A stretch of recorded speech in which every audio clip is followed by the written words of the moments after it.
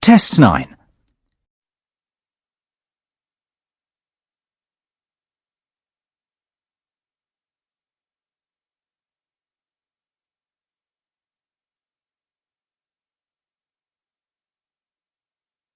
Hi, I've come to ask about the English courses you run for international students. Oh, right. I assume you're a student at the university. Yes, I've just started. Okay. Well, we've got a range of courses. It depends what you think you need and how much. We can't run everything at the same time, though. So, for example, in this first term, we are just doing a writing course. I see. That sounds quite useful. What else is there? Some of the courses only run for single terms, and we tend to focus on what students have difficulty with. That means we don't usually do speaking courses, but next term you can do listening. Oh. That'll help you with lectures and things. Our provision is all based on what the majority of our international students need. So is everything term-based? There's nothing that you run all year? Well, let's have a look. Yes, there is a class for vocabulary and grammar every term. That's for everybody, but it's split into 3 or 4 levels. And what about in the holidays? We don't do anything during the winter or spring break. Oh. But over the summer, there's just general classes because that's what most students want. A bit of everything. Okay, quite a variety then. I'll have a think about what I really need because I haven't got much time. Do you have about 20 students in each class, the same as our science seminars? We try to keep it at about 12 and certainly not more than 15. It's important for language classes. They're very different from your normal courses. Right. And how much are the classes? The rate varies depending on how many hours you attend, but you shouldn't have to pay. Usually, the department will fund you and even sort out which classes you need. Brilliant. It would be quite useful for me to have a certificate to take back to my country. Do you put us in for exams? Yes, but we don't like them to clash with your main course exams in June, so we run them in May. Oh. That leaves you time for revision. Do I have to sign up for something now? I'm not quite sure what I want. Classes haven't quite started yet, so you've got time to decide what you do. All we insist is that you sign up before week 5. That gives you about 3 weeks to decide. Okay. You now have 15 seconds to read questions 8 to 10.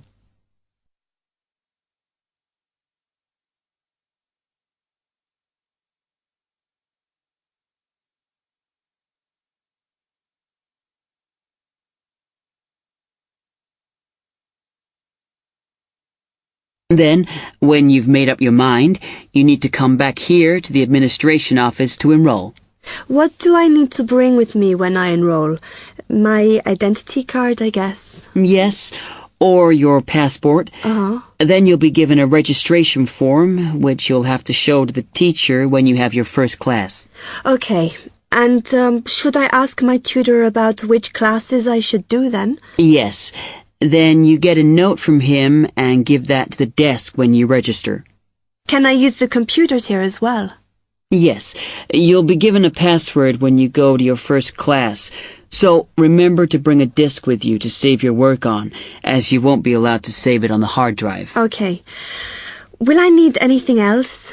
Dictionary? We've got loads of those here that you can borrow. But you'll need a notebook as we don't provide paper or files. Okay. Thanks. Test 3, Section 2. You will hear a man giving some information about transport in London. You now have 30 seconds to read questions 11 to 15.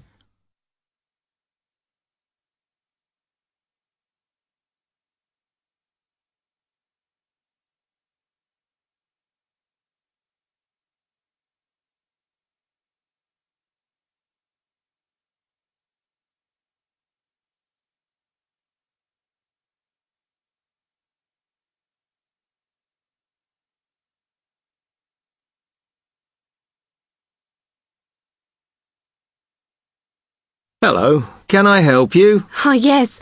I was wondering what the best way was for me to get around London. Well, there are a lot of possibilities. As you probably realise, the main ways to get around are bus, train and tube. Oh? The Underground. Oh. It depends how much you want to spend. All forms of transport offer special tickets, such as cheap day returns on the trains and so on. Overall, you'll spend less on the bus, as it operates on a basic flat fare for each journey. But of course it may not go to where you need to travel to. The mainline trains only operate in the outlying areas, though a few cross London, whereas the tube has stations which are placed in central areas of the city, close to the main sites and shops.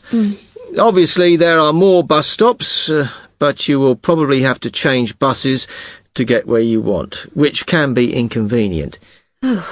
You will find that the buses are mainly in the central areas, but some tube lines go quite a long way out of London, so you could use this for longer journeys. Having said that, the tubes do get very crowded, so you should use the train if you want to sit down. It does depend where you're travelling to. Well, I'm living on the outskirts, but I have to travel into London to college every day, and then around London when I'm here. OK, so time is going to be an issue for you. The tube should be fast crossing London, but quite honestly, there are so many delays that it's not very efficient. Again, the train has fewer stops, so is probably your quickest option to get to and from college. Of course, which service you use might depend on how frequent it is. I mean, the trains might only be every 20 minutes or whatever, but a timetable is published to save you hanging around. There are a lot of tube trains at busy times of day, but fewer at other times, whereas the buses run every 5 minutes through most of the day, and there are night buses. But you'll need to check out your route first. You now have 30 seconds to read questions 16 to 20.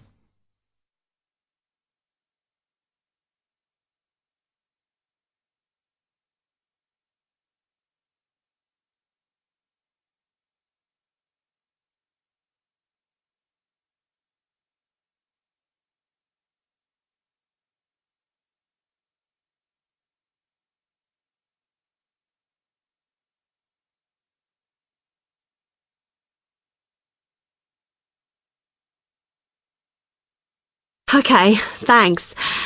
How can I get from here to Hackney then? Right, well, you can choose. We're here at the information office, OK? Now, next to us, on the corner of the High Street and Sweet Street, is the bus stop, opposite the bank. The bus goes all the way to Hackney, but it is a very indirect route, so it could take ages. If you want to take the train, walk down the High Street towards the city, go past the bank, and on your left is the station, just before you get to the post office. There's a mainline service to Hackney Wick, so if you need to get into the centre of Hackney, you may need to pick up a bus when you get there. Opposite the post office, on the corner of Hart Lane, is the tube entrance. You'll see the big signs. That's probably the best way to get there, though you may have to change. It's probably best if you go and get a travel card first. To get to the ticket office, you go out of here onto the High Street. Then turn into South Street, and the ticket office is on your right opposite the cinema. Of course, you may decide it's quicker to take a taxi. But it's a long way, so I think it'll be very expensive. If you do want to get a cab, then the rank is outside here, just opposite the office. Test 3, Section 3. You will hear two medical students, Caitlin and Hideki, discussing options for courses. You now have 15 seconds to read questions 21 to 23.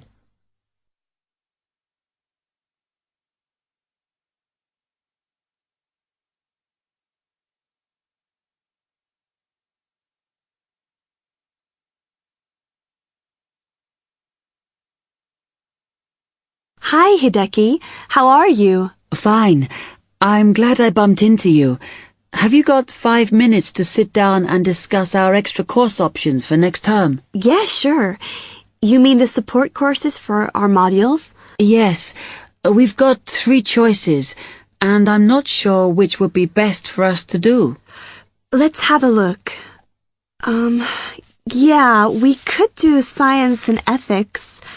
Sounds quite interesting. Yes, but I think we should be thinking what we get out of each course. So, science and ethics, there's a lot of reading and research to do. And I don't think it comes up in the exams, does it? I'm not sure. Oh, I see we have to do assignments and we get our score from that. But what it would do is to force us to get better at doing essays and reports. You know, organizing them and using the right kind of language. Might be worthwhile. Yeah, you're right. An alternative is the pharmacology prelim course. Oh. I think it's in case we want to go on to transfer to pharmacology at the end of the year, because lots of students do. So it depends what we want to do in the future. But apparently, they send you off to find out about various companies and the differences between their products. It would give you lots of practice in investigative studies and analysis. I think I'd quite enjoy that. Yes, I see your point. Then the other option is reporting test results. Sounds a bit boring. Not sure why they have a separate course just for that. Well, I could certainly do with some help in that. Because if you go out into industry, that's what you'll spend most of your time doing. So it's got a very practical application. I think I'm going to go for pharmacology. Me too. You now have 30 seconds to read questions 24 to 30.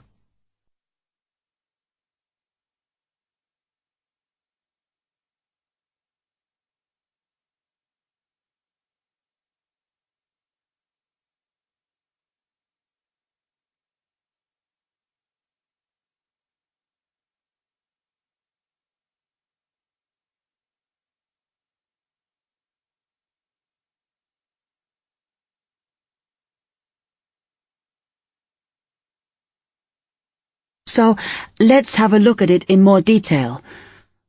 Oh, goodness. If we do pharmacology, then we have to do a supplementary maths course. Oh no, that's not fair. Mind you, I think I need it. Does that mean we have twice as many lectures? No, this maths is only a short course. The chemistry department are responsible, and they do it in the 3rd term. So we've got all next term to settle into the pharmacology bit. I find the tutor makes a real difference. Some of them make chemistry so easy, and some of them I can't understand at all. Like that one we had from Oxford University. Mind you, the one on this course should make sense because he's a lecturer who's coming in for a few weeks from industry. So at least it'll be linked to the real world. Yeah. The project we have to do on this pharmacology course is huge, and it doesn't give us much time. We have to make a decision about what we want to do on the project as soon as we start in January, and then hand in our plans before the end of the month. Doesn't give us much time to sort out what's possible or not. I mean, doesn't the scale of our project depend on what resources we can have? Like what equipment we can use? I suppose so, though I think there's plenty available. For example, it says that if we need to do any experiments, then we can use all the equipment in the new lab, as long as we book it. Oh, okay. It's slowly beginning to take shape for me. I think it'll be a good course. I'm just worried that I get enough support to do it. I think you'll be okay. And the tutors are always available if you get stuck. Actually, it says that if you're not sure, then in December, they'll be running 1 or 2 additional seminars. So I might go to those. Actually, what's quite interesting is that at the end of the course, when our project is completed, then we have to do a presentation on it. Oh. I think that's quite good practice. Oh, a bit scary, though. Well, it shouldn't be too bad, as they say that we can do it in pairs. Spread the load, as it were. Good. I have done presentations before, but I'm always very nervous. And is the presentation what we're assessed on, then? Let me look. It says that we have an interview and we get a mark for the whole course depending on how well we do in that. Oh, right. Okay,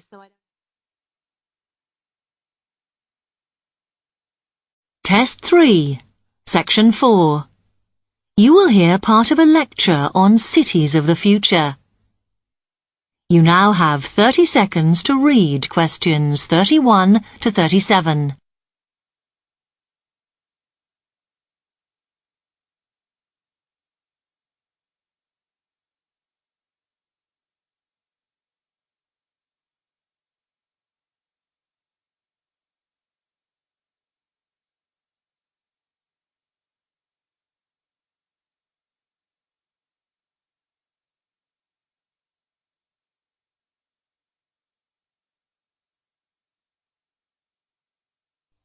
OK, we've been looking at how societies will develop in the future and at the increase in the size of cities. So I want to talk to you today about the key considerations in these cities of the future. There are 3 key elements I want to look at, and these are the new features they will have, issues of size, and the main problems to be considered. First of all, individual transportation will be a big factor in these new megacities as public transport becomes unmanageable. There'll be a huge rise in the use of segways, which are personal transporters like motorized scooters. As a result, and partly also to reduce pollution, roads will be altered so that they are narrower and will take up less of a city's space than they do currently. Naturally, this is a major change to the infrastructure, and something that may hinder it is the huge amount of investment it will require. The next thing is, what is going to happen to the commercial areas? We do not want these to become even larger concrete jungles than they are at present, so we have to look at design. And current designs for city development include building gardens on the roofs of these buildings to make a more pleasant environment for workers. And you may think that these areas will expand to cope with increased commercial activity. In fact, the prediction is that they will cover 1/5 of the area that they do at present as we build upwards. The exception to this is shopping centres, which we predict will expand with more and more temperature-controlled malls. What may cause difficulties is that the superstores will be confined to the outer edges of the city, as they will be too big to fit into the new malls. Then, of course, there are the residential areas, and these will undergo their own changes. One particular development will be houses which are built from glass, as innovations in this material allow it to provide light without causing problems with temperature inside a building. The residential areas will not be allowed to expand without limit, as happens in some areas at present, and their size will be restricted to a population of 15,000. One issue, which has yet to be resolved, and I'm not sure it ever will be, is how we manage to house older residents. They will be increasing in numbers as time goes on. Finally, how will these cities live? We know we have limited energy sources, so what will we do? Well, something currently in development, which will be a feature, is that waste is going to become an energy source. For example, to provide gas in homes.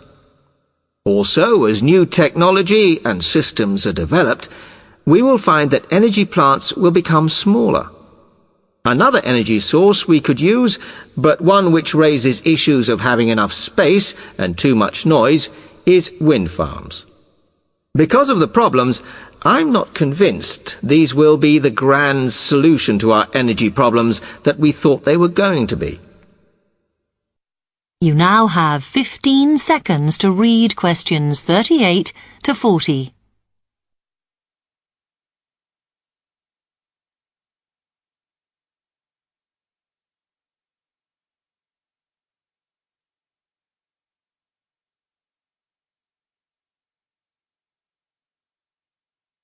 Now, moving on to looking at the social aspect of cities, we need to look at housing and how people will live.